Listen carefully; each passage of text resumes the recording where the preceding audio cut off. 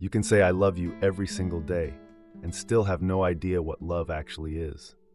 We grow up with songs about love, movies about love, status updates about love, and somehow after all of that, we are more confused about love than ever. Because here's what nobody tells you. The world's version of love and the Bible's version of love are not the same thing. They're not even close. And if you have been running on the world's definition, you have been running on empty. So why does the world's idea of love keep failing us? Think about it. The world says love is a feeling, a rush, a warmth, a chemistry. When the feeling fades, the love is gone. When the feeling returns, the love is back. Love becomes a thermometer, not a foundation. And so marriages dissolve when comfort disappears. Friendships break when disagreement enters. Parents withdraw when children disappoint. We called it love, but it was something far thinner than that. It was affection with conditions. It was comfort with a contract. The Bible does not describe love that way, not even slightly. In fact, 1 John chapter 4 verse 8 says something so simple it should stop us cold. He who does not love does not know God, for God is love. Not that God has love, not that God shows love, God is love. That means if we want to understand what love actually is, we have to understand who God actually is. And that changes everything. Truth number one, love is not a feeling, it is a choice. Think of a farmer who only tends his field when he feels motivated. When the weather is pleasant, when the soil feels cooperative, when he is rested and inspired, that farmer will harvest nothing. The harvest comes from the daily labor, the showing up when the sky is gray, the planting when the ground is hard, the watering when there is no rain in sight. Love is the same. Biblical love is not what happens to you, it is what you decide. Jesus did not go to the cross because it felt good. He went because he chose the good of those he loved over the comfort of himself. That is not emotion, that is will, that is decision, that is commitment dressed in flesh and walking toward suffering. 1 Corinthians 13 does not say love feels patient, it says love is patient.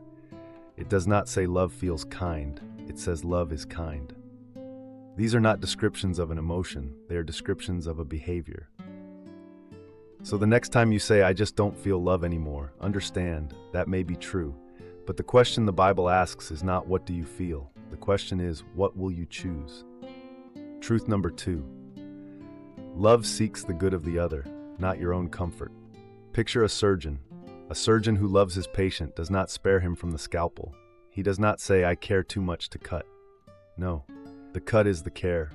The wound is part of the healing. A surgeon who refuses to operate because it looks painful is not being kind. He is being cowardly.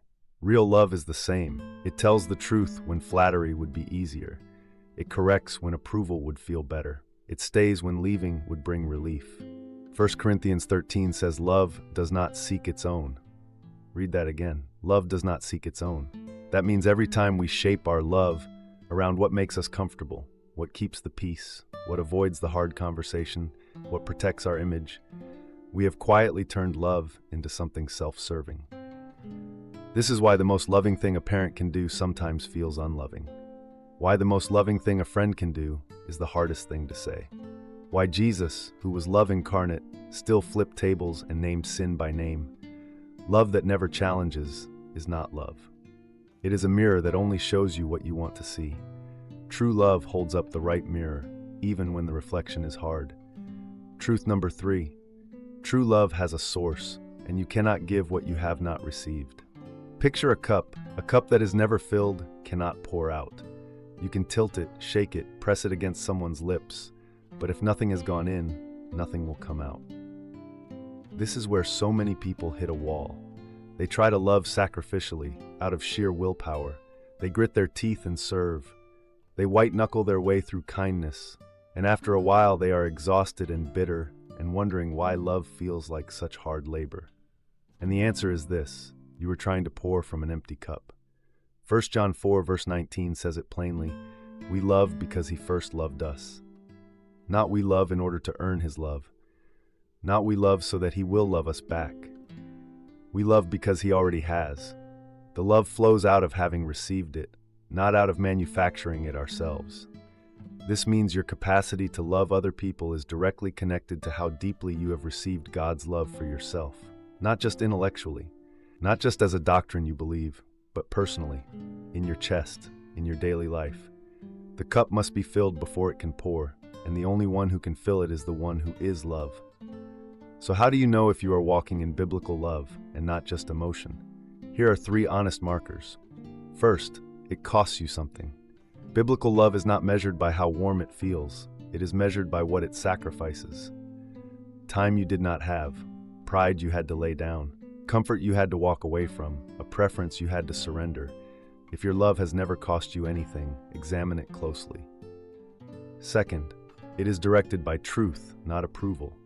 If your love always bends to whatever the other person wants to hear, if it never corrects, never confronts, never risks the relationship for the sake of what is right, that is not love.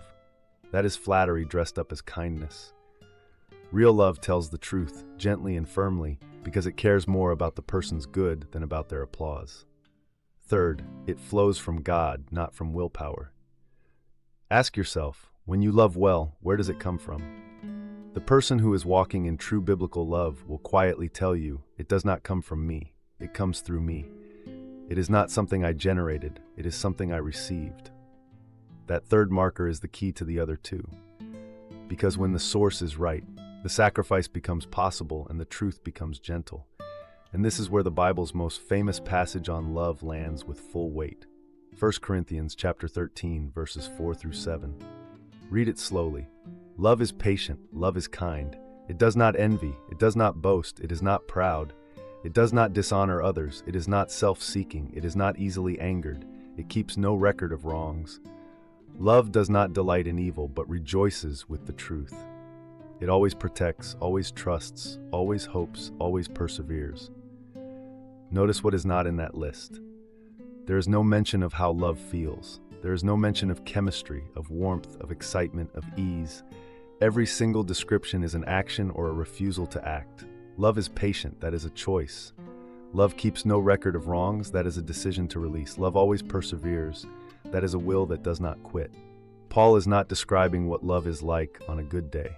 He is describing what love looks like when it is hard, when patience is required, when records want to be kept, when perseverance is costly. This passage is not a greeting card, it is a standard, and the only way to meet it is to be filled by the one who wrote it.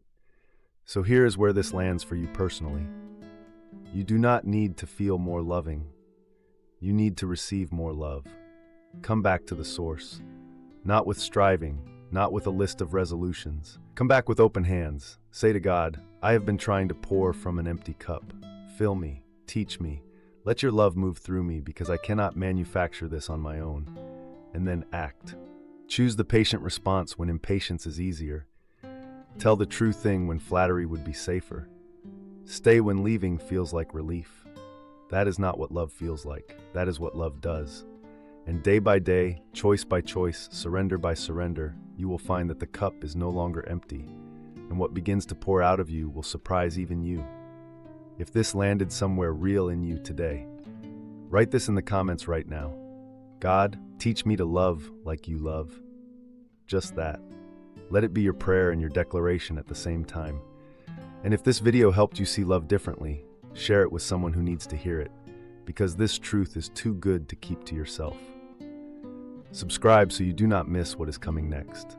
We are not just here for content, we are here to be changed, one truth at a time.